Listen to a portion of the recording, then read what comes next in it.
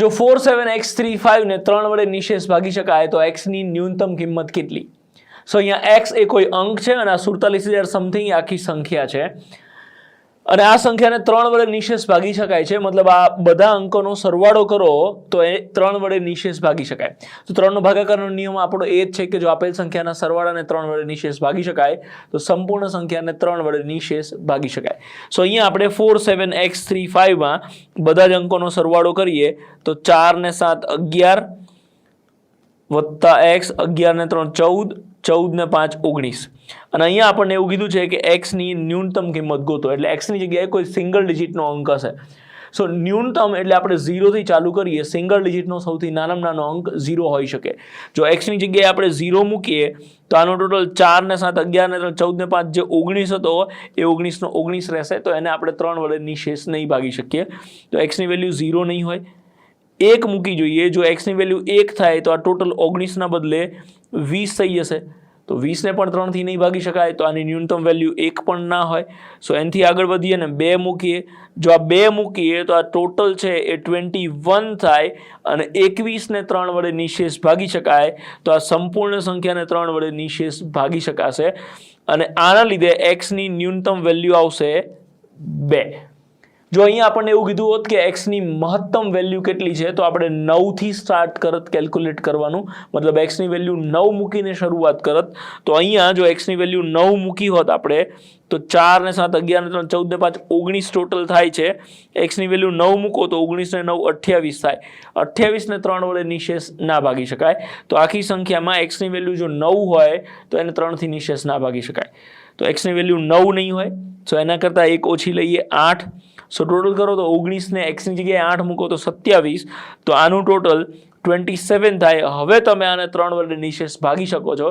તો x ની મહત્તમ વેલ્યુ પૂછી હોય તો 8 અને ન્યૂનતમ વેલ્યુ પૂછી હોય તો 2.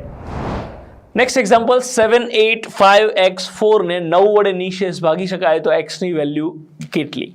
સો અહીંયા બધા જ અંકોનો સરવાળો કરીએ, એને જો 9 વડે ભાગી શકાય તો સંપૂર્ણ સંખ્યા 9 વડે નિશેષ ભાગી શકાય. એ 9 નો ભાગાકારનો નિયમ છે અને આ સંખ્યાને 9 થી ભગાય છે. દેટ મીન્સ કે આનો જે ટોટલ હશે, જે સરવાળો હશે, એને 9 વડે નિશેષ ભાગી શકાતો હશે. સો અહીંયા ટોટલ કરીએ આપણે તો 7 ને 8 15 ને 5 20 ને 4 24. કેટલા એડ કરવાથી એવો ટોટલ મળે કે જેને આપણે 9 થી ભાગી શકીએ? તો 9 તરી 27, ટોટલ 27 થવો જોઈએ. તો આનું ટોટલ 27 કરવા માટે 24 માં આપણે 3 એડ કરીએ તો ટોટલ 27 થશે, એટલે x ની વેલ્યુ 3 આવશે. હવે આપણને એવું થાય કે એમ તો 18 છે તો 18 ને પણ 9 વડે નિશેષ ભાગી શકાય, તો આનું ટોટલ 18 તો થોડી થઈ શકશે કેમ કે આનું ટોટલ 24 છે, તમે કંઈ માઇનસ ના કરી શકો. 9 તરી 27 પછી થાય છે 36, તો 9 ચોકો 36. અહીંયા ટોટલ 24 થયું અને 36 કરવા માટે 12 એડ કરવા પડે, જ્યારે x ની વેલ્યુ સિંગલ ડિજિટની હશે. તો સિંગલ ડિજિટમાં એ 3 એક જ જવાબ આવશે કે જેથી કરીને ટોટલ 27 થાય અને એને આપણે 9 વડે નિશેષ ભાગી શકીએ. સો નેક્સ્ટ એક્ઝામ્પલ જોઈએ. 293x4 ને 4 વડે નિશેષ ભાગી શકાય તો x ની ન્યૂનતમ વેલ્યુ કેટલી?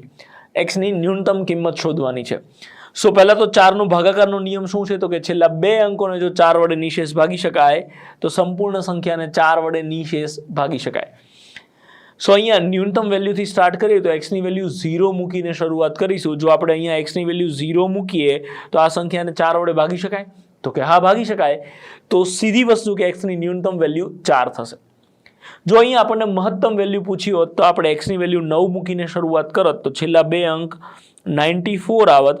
94 ને આપણે 4 વડે નિશેષ ના ભાગી શકીએ, તો આખી સંખ્યાને 4 વડે નિશેષ ના ભાગી શકાય, એટલે કે x ની વેલ્યુ 9 નહીં આવે.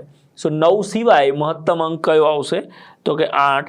સો અહીંયા આપણે 84 84 લખીએ તો 84 ને 4 વડે નિશેષ ભાગી શકાય? તો કે આ ડેફિનેટલી જો છેલ્લા 2 અંક 84 હોય તો એને 4 વડે નિશેષ ભાગી શકાય કેમ કે 21 ચોખ્ખું 84 થાય. સો આના લીધે જો મહત્તમ વેલ્યુ પૂછી હોય તો 8 આવશે અને ન્યૂનતમ વેલ્યુ પૂછી હોય તો 0 આવશે. 847x58 ને જો 11 વડે નિશેષ ભાગી શકાય તો x ની કિંમત ગોતો. સો આપણો 11 નો નિયમ શું છે? તો કે 2 ટીમ પાડીશું, એના ટોટલ કરીશું, જે ડિફરન્સ આવે 0 અથવા તો 11 આવવો જોઈએ.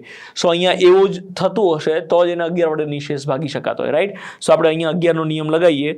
સો 8 x અને 4 અલગ ટીમમાં થશે એટલે 4 + x + 8, તો આ થયા 12 + x, આનો સરવાળો. અને એ સિવાયના આંકડાઓ એટલે 5, 7 અને 8 આ અલગ ટીમમાં હશે. તો કે 8 ને 7 15 ને 5 20, તો આનું ટોટલ થાય છે 20. આનો ડિફરન્સ જો 0 આવે તો આપણે આને 11 વડે નિશેષ ભાગી શકીએ. તો આનો ડિફરન્સ 0 બનાવવા માટે અહીંયા ટોટલ 20 છે, તો અહીંયા પણ 20 કરવું પડે. સો એક્સની વેલ્યુ જો આપણે 8 મૂકીએ તો એનું ટોટલ 20 થાય. સો અહીંયા એક્સની વેલ્યુ આવશે 8.